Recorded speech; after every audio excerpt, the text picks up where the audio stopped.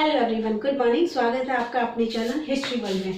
राजस्थान के लोक नाट्य हम डिस्कस कर रहे हैं, जिसमें हमने काफी सारे लोक नाट्य जैसे अपना ख्याल है, रम्मत है, तमाशा, नौटंकी, ये सब डिस्कस कर लिया। आज अपनी आखिरी क्लास है जिसमें हम बाकी के बचे हुए जैसे कि बहरूपिया है, स्वांग है, इन सभी को हम आज डिस्कस करके इस टॉपिक को खत्म करते हैं। फिर कल से हम इसके क्वेश्चन डिस्कस करेंगे, ठीक है। तो शुरू करते हैं और सबसे पहले लेते हैं स्वांग। अब देखो, स्वांग तो जैसे कि आम लोगों में प्रचलित है ये शब्द, इसे तो सब जानते ही हैं कि स्वांग करना मतलब किसी का भी धार्मिक व्यक्ति का कह सकते हैं, किसी भी महापुरुष का कह सकते हैं, किसी का भी व्यक्ति का रूप धारण करके, मतलब उसके जैसा मेकअप करके, उसके जैसे कपड़े पहन के, वेशभूषा उसके जैसे बनाकर उसका अभिनय करना, यही स्वांग होता है ना, यही होता है स्वांग, ठीक है। अब देखो, ये जो स्वांग की जो परंपरा है राजस्थान में कहां पर प्रचलित है, तो मारवाड़ क्षेत्र में बहुत प्रचलित है, ठीक है। मारवाड़ क्षेत्र में रावल जाति के लोगों के द्वारा ये जो कला है खेली जाती है, ठीक है। मारवाड़ क्षेत्र में रावल जाति के लोगों के द्वारा ये जो कला है वो खेली जाती है और इन्होंने आज तक इस कला को संभाल के रखा है, ठीक है। अब देखो, कुछ प्रसिद्ध स्वांग देख लो। अब देखो, जो भी टॉपिक आने वाले हैं ना, जितने भी लोक नाट्य हैं उनमें बहुत कुछ जानने को नहीं है। जैसे ख्याल था, रम्मती, बहुत बड़े बड़े टॉपिक थे, लेकिन अब छोटे छोटे टॉपिक आने वाले हैं, जल्दी जल्दी खत्म हो जाएंगे, ठीक है। तो स्वांग, प्रसिद्ध स्वांग आप देख लीजिए। जो प्रसिद्ध स्वांग है, मतलब प्रसिद्ध का मतलब जो बहुत ज्यादा खेले जाते हैं। अब आप देख लो, स्वांग है जैसे कि नाम से ही पता चल रहा है, तो क्या है ये? हास्य विनोद एक कला है, ठीक है। हास्य विनोद खेल है, हास्य प्रधान नाट्य कला है। अब देखो, प्रसिद्ध मैंने आपको बताया तो चाचा बोहरा का स्वांग,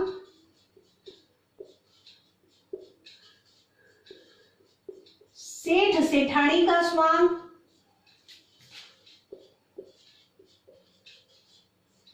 मैना गुजरी,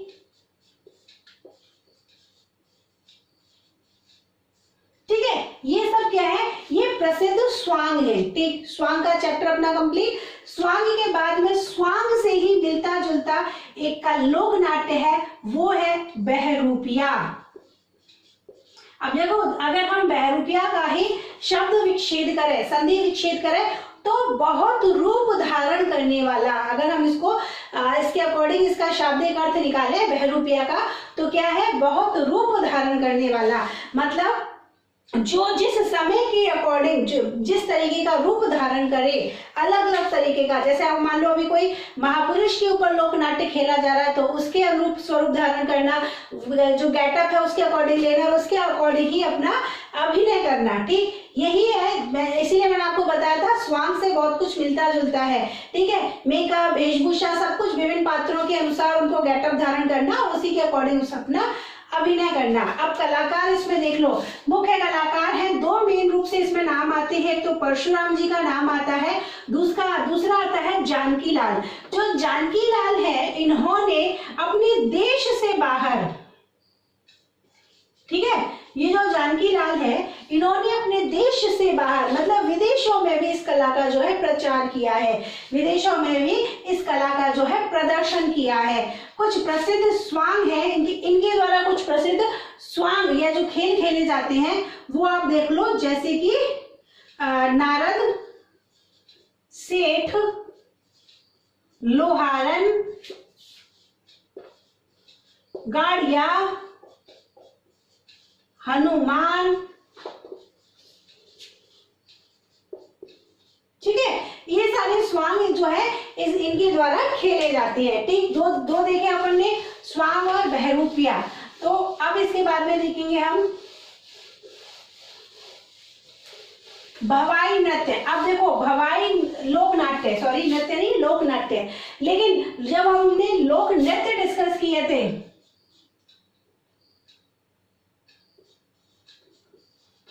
जब हमने लोक नृत्य डिस्कस किया था, वहां पर भी हमने भवाई डिस्कस किया था। अगर आपको याद हो, वहां पर भी हमने भवाई को डिस्कस किया था। देखो, ये जो भवाई है मुख्य रूप से कहाँ का है? गुजरात क्षेत्र का है।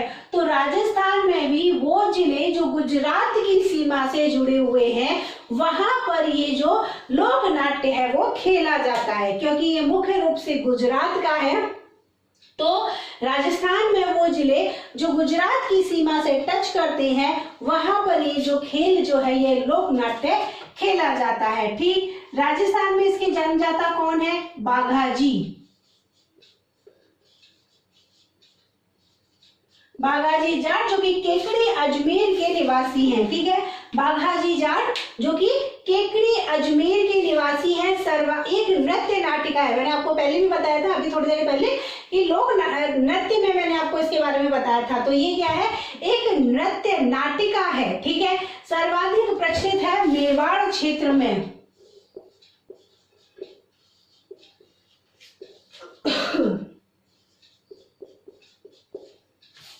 सर्वाधिक प्रचलित है ये मेवाड़ क्षेत्र में, सबसे अधिक प्रचलित है। और इसमें होता क्या है? देखो, इसमें जो पात्र होते हैं ना वो व्यंग वक्ता होते हैं। ठीक है, टॉन्टिंग वे में समाज में होने वाली जो कुरीतियां हैं उस पर ये क्या करते हैं? प्रश्न उठाते हैं। ठीक है, टॉन्टिंग वे में समाज में जो सामाजिक समस्याएं हैं उन पर चोट करना ही इनका मुख्य काम होता है। ठीक है, इनका मुख्य काम होता है। ठीक, और इसमें जो संगीत का पक्ष इतना महत्वपूर्ण नहीं होता, जैसे कि मैंने अभी आपको बताया ये क्या है? कि नृत्य नाटिका है, तो संगीत इतना इम्पोर्टेंट नहीं होता जितना इम्पोर्टेंट कि नृत्य होता है, अभिनय होता है और कलाकारी होता है। अगर आपको ध्यान हो तो नृत्य के समय भी मैंने आपको बताया था कि इसमें क्या करते हैं? मटके रखकर, सर पे बहुत सारे मटके रखकर नृत्य किया जाता है। फिर हाथ मुंह से रुमाल उठाना, तलवार लेना, गिलास पे नाचना, थाली पे नाचना, ये बहुत सारी कलाकारी इसमें दिखाई जाती है। ठीक है, बहुत सारी कलाकारी इसमें दिखाई जाती है। और जो प्रमुख वाद्य यंत्र होते हैं, वाद्य यंत्र देख लेते हैं। झांझर, झांझ है, ढोलक है और सारंगी, ये जो है इसके वाद्य यंत्र हैं। अब हम देखते हैं फड़।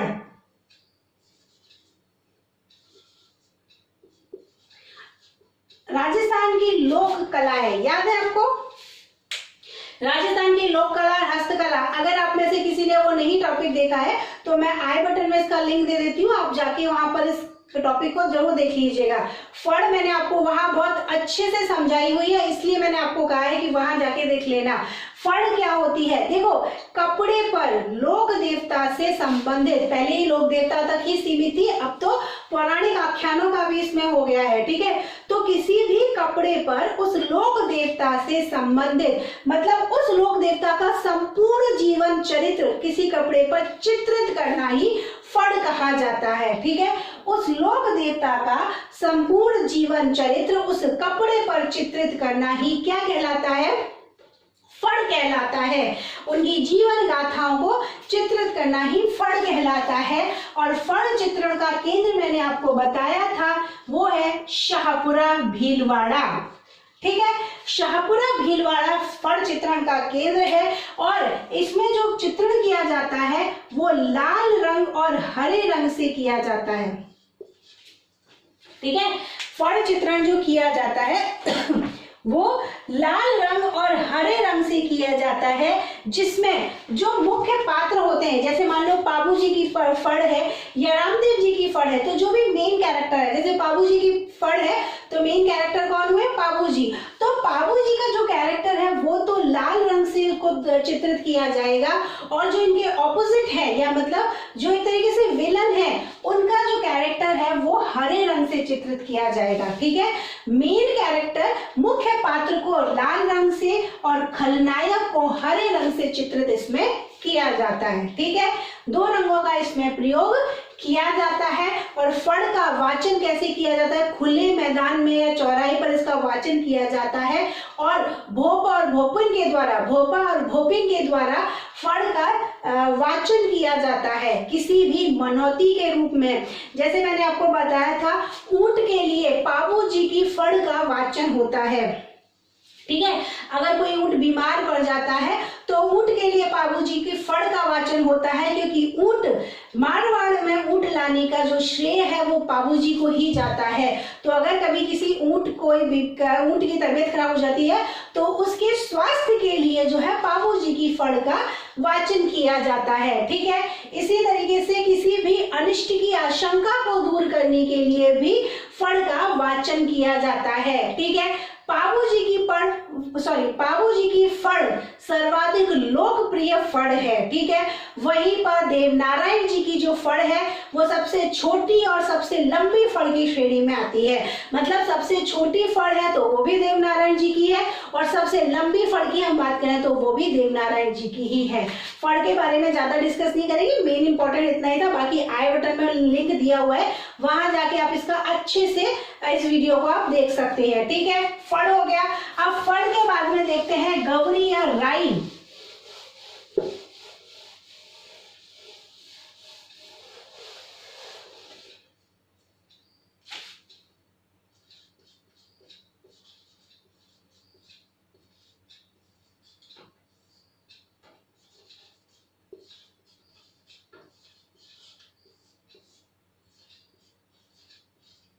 गौरी या राई भील जाति के द्वारा ये लोक नृत्य नाटिका खेली जाती है। भील जाति के द्वारा ये लोक नृत्य नाटिका खेली जाती है। मैंने आपको लोक नृत्य पढ़ाए थे, उस समय भी इस गौरी के बारे में बहुत अच्छे से बताया था।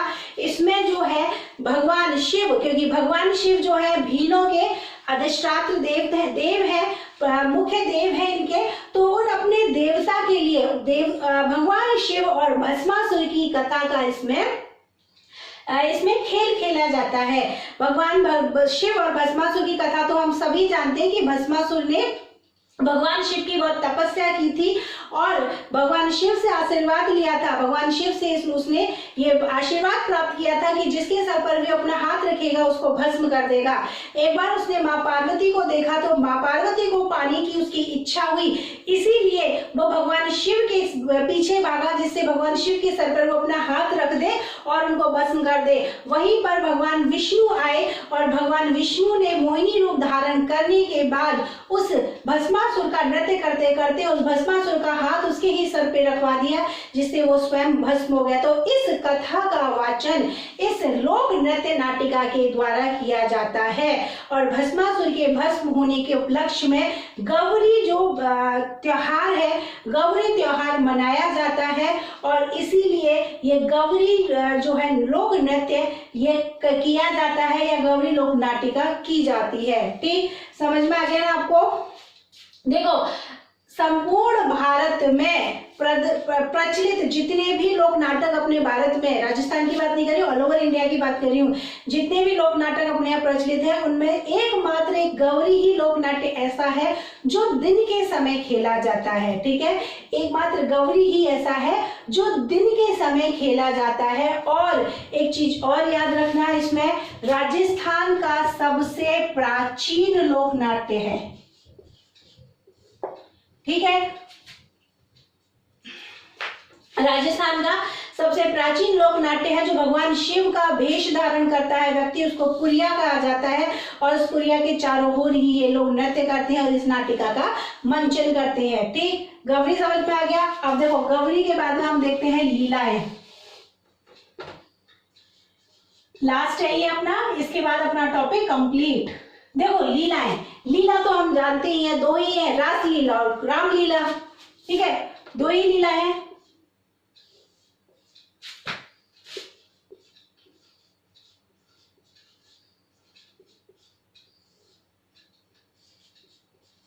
देखो, अब इसमें इंपॉर्टेंट बात क्या है, ये तो आप सब जानते हैं, रासलीला मतलब भगवान कृष्ण की लीलाएं और रामलीला मतलब भगवान राम की लीलाएं, तो ये तो कोई बताने वाली बात नहीं है। मेन चीज क्या है, देखो लीलाएं होती क्या है, कथा पुराणों से जो भी कथाएं ली जाती है, पुराणों से या फिर हमारे बहुत पूर्वज लोग जो हमें बताते हैं, उन कथाओं से जो हम कहानियां रचते हैं और उसके बाद में जो हम नाटक करते हैं वही क्या होता है, लीलाएं होती हैं।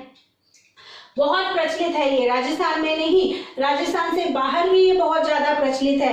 रासलीला, रामलीला, भगवान कृष्ण की लीला जो होती है वो रासलीला है, जो भगवान राम की लीला है मतलब राम की कहानियां है वो क्या है, रामलीला है। अब देखो, सबसे पहले रासलीला देखते हैं। भगवान कृष्ण की लीलाएं, प्रचलन कहां पर है इसका,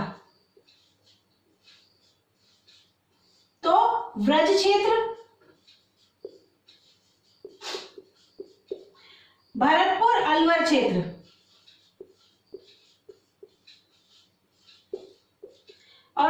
मारवाड़ क्षेत्र में ये बहुत ज्यादा प्रचलित है। ठीक है, भरतपुर मारवाड़ क्षेत्र में बहुत ज्यादा ये जो है अपनी रासलीला खेली जाती है, रासलीला नाटक जो है लोक नाट्य किया जाता है। अब देखो सबसे पहले आप इसमें ये याद रखो कि इस लोक नाट्य को प्रसिद्ध किसने किया, तो एक व्यक्ति का नाम आता है जिनका नाम है शिवलाल कुमावत।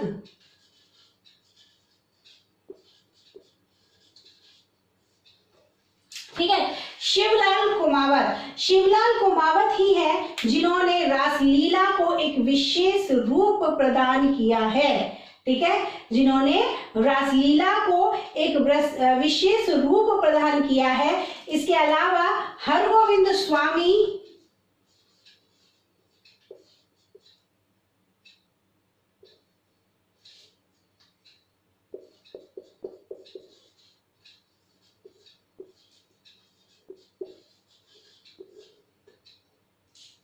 हरगोविंद स्वामी और रामसुख स्वामी,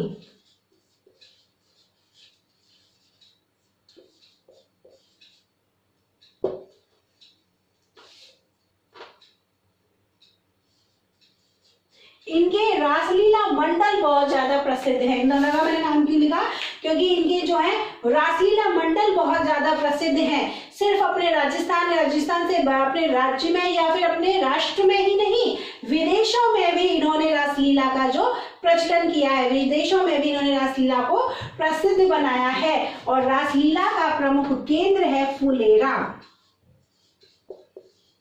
ठीक है, रासलीला का प्रमुख केंद्र क्या है, फुलेरा। भगवान कृष्ण की लीलाओं से संबंधित है। भरतपुर क्षेत्र मारवाड़ क्षेत्र में ये होती है। ठीक है, केंद्र क्या है इसका, फुलेरा। अब आते हैं रामलीला।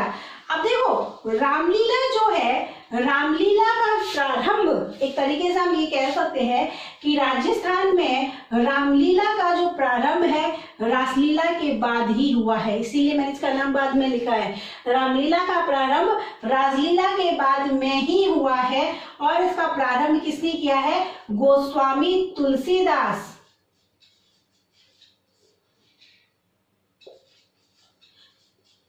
अच्छा, मैंने आपको रासलीला का नहीं बताया ना, रासलीला को शुरुआत किसने करी थी, तो नाथद्वारा संप्रदाय है ना,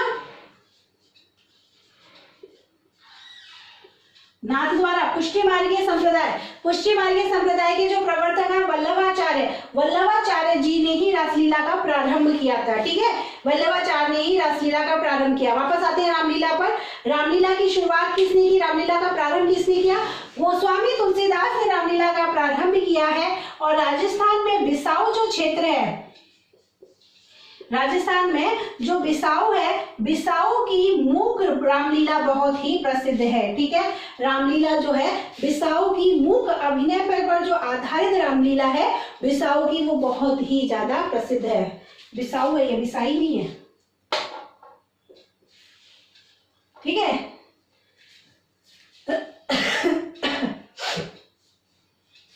राजस्थान में बिसाऊ की रामलीला मूक अभिनय पर आधारित है।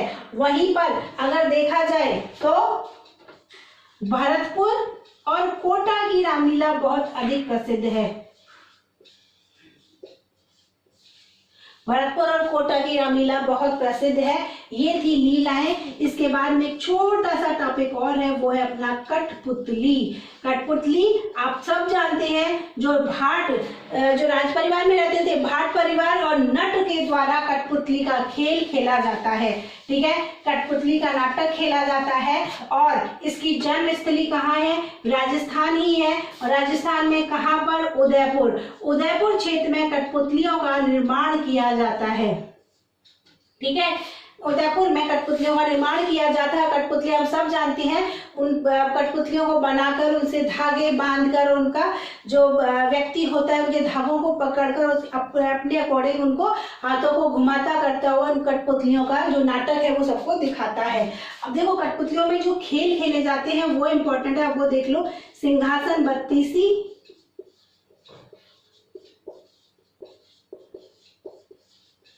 पृथ्वीराज और संयोगिता की कहानी,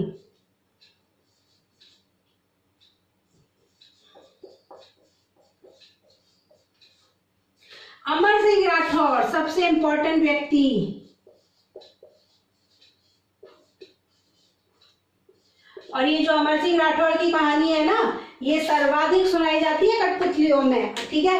अमर सिंह राठौर की जो कहानी है कठपुतलियों में सर्वाधिक सुनाई जाती है। तो यहाँ पर अपना लोक नाट्य का टॉपिक कंप्लीट होता है। अच्छा, इसके बाद एक और बचता है चार वैद, छोटा सा है, दो ही लाइनें जानने योग्य। सबसे पहले तो ये टोंक जिले में है, ठीक है, टोंक जिले में है। और चार बात पे आपको क्या याद रखना है, कव्वाली देखी है आपने, कव्वाली हम सबने देखी है। कव्वाली में होता क्या है, जो कव्वाल होता है वो गायन के साथ साथ ताली बजाता है हाथ से, यही होता है ना। तो ये जो चार वैद है ये भी एक तरीके से लोक गायन शैली है। इसमें कव्वाल की तरह ताली नहीं बजाई जाती हाथ से, बल्कि ढप बजाया जाता है, ठीक। बाकी पूरा प्रोसेस वही होता है, घुटनों के बल बैठकर ही इसको गाया जाता है, ठीक। चार वैद शैली आपको जो एक लोक गायन शैली है, जो राजस्थान के एकमात्र जिले, पूरे राजस्थान में, ऑल ओवर राजस्थान में सिर्फ टोंक में ही ये खेली जाती है, ठीक है। लोक गायन शैली है, पूरे राजस्थान में टोंक में ही चलती है और कव्वाली की तरह होती है, बस कव्वाली में हाथों से ताली बजाई जाती है और इसमें ढप बजाया जाता है, इतना ही अंतर है। बाकी वही कव्वालों की तरह घुटने के बल बैठकर इसमें गायन किया जाता है। यहाँ पर अपने सभी लोक नाट्य कंप्लीट होते हैं। कल से इनके क्वेश्चंस हम डिस्कस करेंगे। अगर कहीं भी कोई भी कंफ्यूजन है, डाउट है, तो आप पूछो, कमेंट करो, वो टॉपिक यहाँ पे दोबारा रिवाइज किया जाएगा ताकि आपका जहां भी कंफ्यूजन रहा है वो कंफ्यूजन सभी दूर हो जाए। मिलते हैं कल इसके क्वेश्चन के साथ में। अगर वीडियो पसंद आया तो वीडियो को लाइक कीजिए, दोस्तों के साथ में शेयर कीजिए, चैनल को सब्सक्राइब कीजिए। Okay, thank you so much.